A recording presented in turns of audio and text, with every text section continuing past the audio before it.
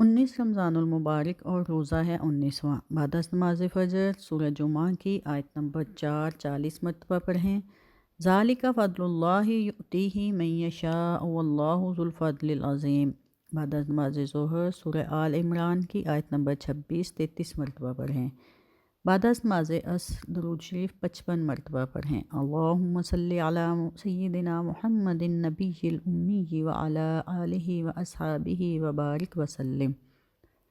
بعد از نماز مغرب سورہ بقرہ کا آخری رکوع 11 مرتبہ پڑھیں۔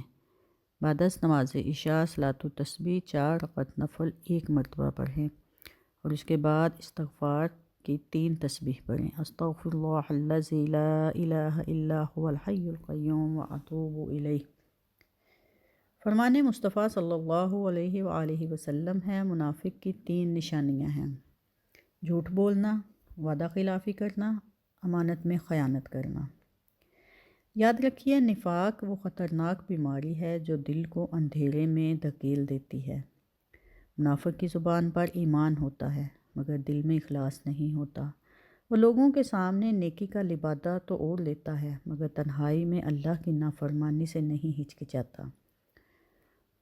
قرآن کریم میں اللہ تعالیٰ نے منافقین کے بارے میں سخت وعید بیان فرمائی ہے کہ وہ جہنم کے سب سے نچلے درجے میں ہوں گے۔